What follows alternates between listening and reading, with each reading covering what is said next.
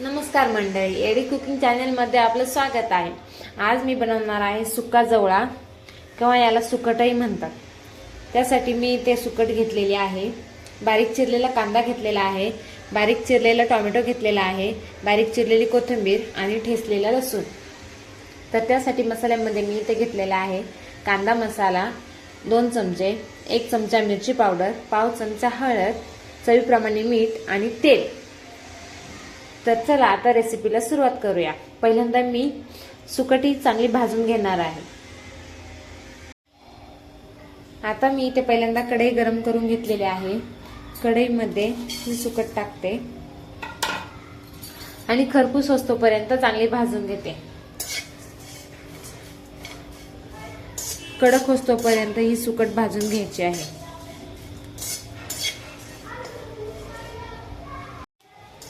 आता ही सुकट चांगली कडक होईपर्यंत भाजून घेतलेली आहे।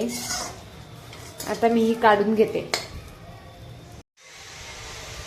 आता मी यामध्ये कांदा हा परतण्यासाठी टाकते।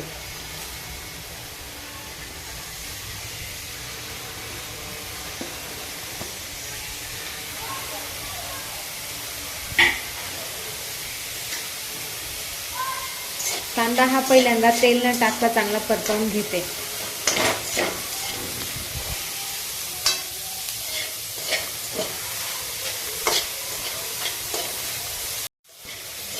तेल न टाकता हा कांदा आता मी थोडा परतवून घेतलेला आहे।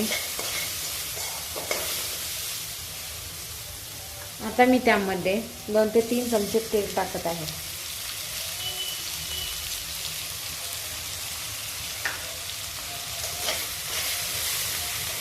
आता पुन्हा तेलामध्ये हा कांदा चांगला परतवून घेतो।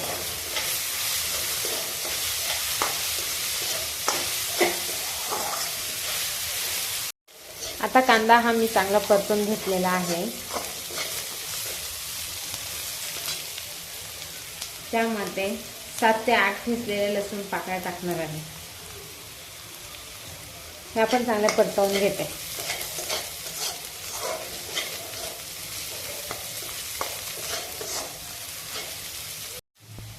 लसूण पाकळ्या पण थोड्या परतून घेतलेल्या आहेत। आता त्यामध्ये मी बारीक चिरलेला टोमॅटो टाकते।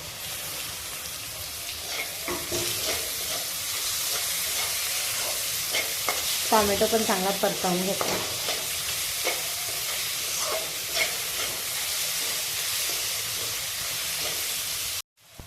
आता मी टोमॅटो देखील चांगला परतून घेतलेला आहे।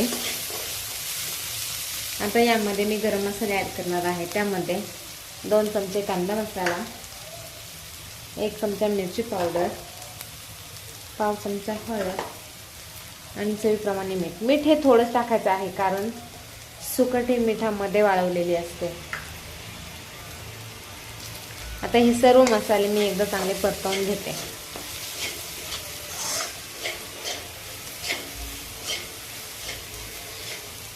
आता हे मसाले मी चांगले परतवून घेतलेले आहेत।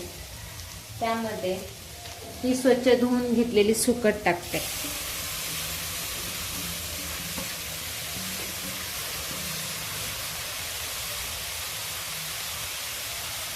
आणि चांगली मिक्स करून घेते।